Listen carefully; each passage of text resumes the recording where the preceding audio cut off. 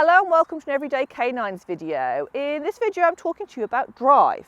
You've probably heard people say the word about drive. I've got a very driven dog, or my dog has high drive, or the opposite. People say my dog has no drive, my dog is low drive.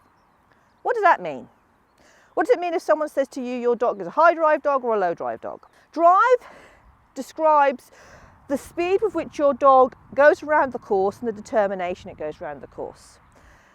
So a high drive dog is going to power around a course. You think of them, those ultra fast border collies or cocker spaniels that are really powering around the course, and every single jump they're taking as fast as they can and every obstacle.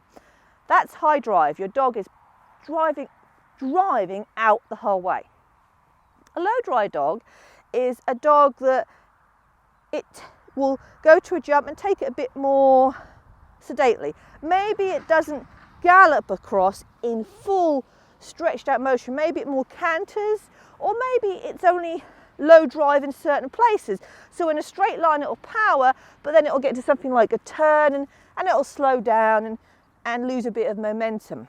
Now, my dogs, I've got a very high drive dog, which is Sparrow, and I've got a middle of the road dog for drive, Swift. Now, when Swift's on her game and when we're going, she is driven. You can see it, she powers.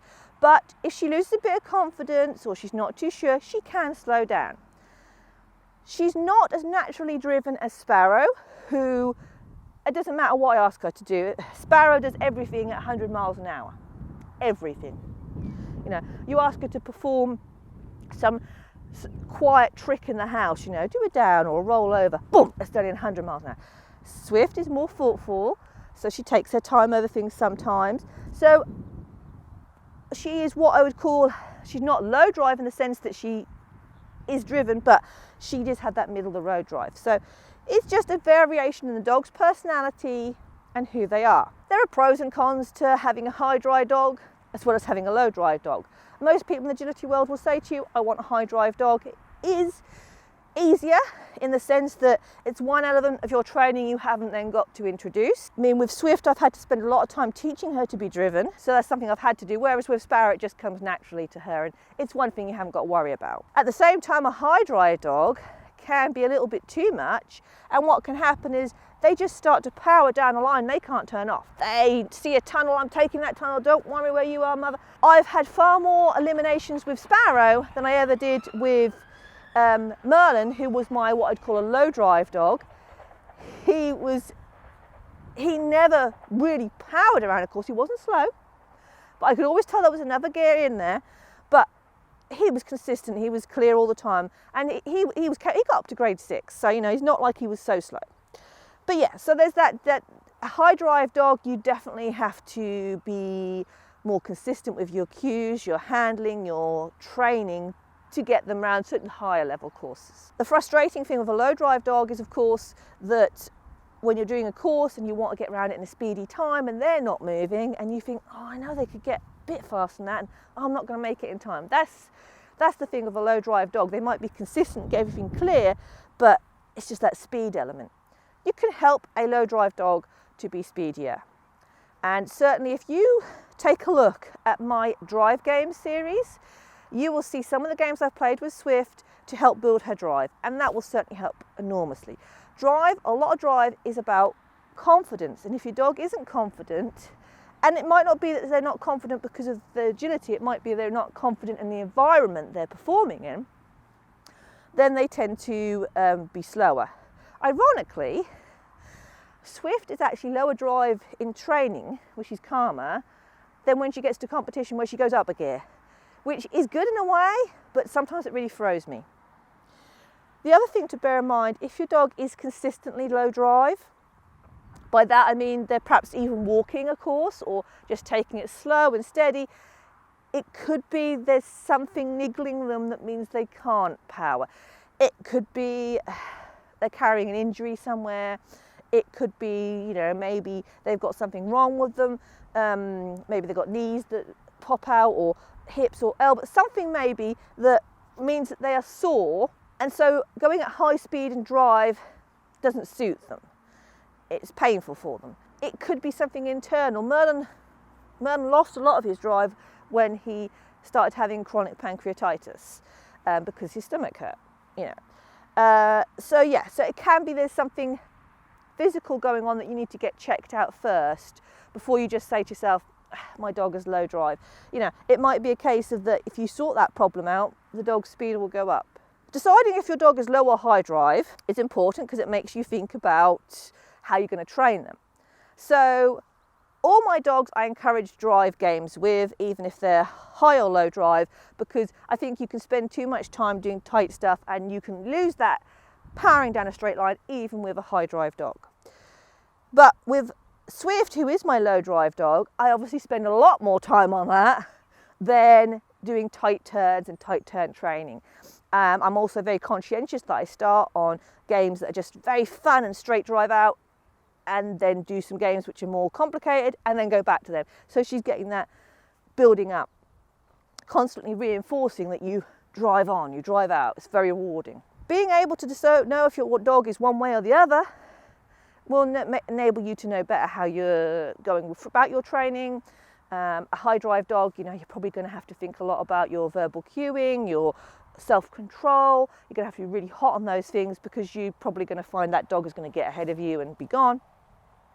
Lower drive dog, you might not need to worry quite so much because you can perhaps get where you need to be more, or they're more thoughtful, but you may find that, you know, you have to really build them up, really build that confidence so that at start line they'll power off. There is nothing wrong with having a low drive dog. You can certainly enjoy your agility. Obviously, we have that factor where people say, well, if a dog's not driven enough, it's never going to get up to a high enough level. Now, it all really depends on what you want out of your agility. And I would say if you're just starting out and you're just starting here, you want to just learn what agility is about. You're thinking, hey, I'd like to get around a course. I'd like to compete. Maybe you're not even thinking that far ahead, but you know, you think, I've got this dog. I think he'd like to do it. I'd like to do something with him. I'd like to be a team with him. Having a low drive dog as a starter dog is certainly not a bad thing. Merlin was, yes, low drive, but he taught me so much. I was able to learn with him because he was slower. I could think about what I was doing. I then went to Sparrow, which was a big step up, and that was far more complicated. I see a lot of people who, they're new to agility, they start with a high drive dog and they get frustrated because they don't know what they're doing. So then the dog just powers off and does its own thing and they don't know. So, and I've heard this from top handers, a learner dog that's a little bit lower drive, not a bad thing. Equally, as I said, you can build up drive. As I said, Merlin got to grade 6 and he was 2 wins off grade 7, which is the top level in the UK. He qualified for the Starters Agility Club Starters Final. He qualified for the UKA Grand Finals twice. He was regularly in local finals with local clubs. In fact, I think there was a spate between like 2015 and probably 2019. He was always in those finals. You know, he was reliable. He was consistent. He earned his bronze warrant. Really, he would still be doing nice now, and he was really good. Unfortunately, his health issues got in the way and meant that he is not capable of competing now. But he enjoyed what he did. He loved being out there, and you know, he was a low drive dog, but he certainly wasn't incapable of getting up the grades.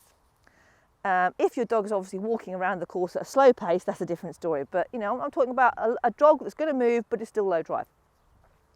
So you know what? If you've got a low drive dog, don't stress it.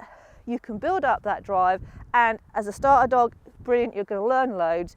Then you might choose to pick a breed that is higher drive, or you might say, actually, I like this breed that I've got. I'm not that fussed about drive, and actually, I know that I could get my dog up to a pretty good level, even if it is this lower drive. So there's nothing wrong with having a low drive dog, and quite frankly, you can still see them in quite high levels competing. At the same time, if you've got a high drive dog and you're going, oh my word, I wish I had a low drive dog, this high drive dog is driving me insane, don't stress that either.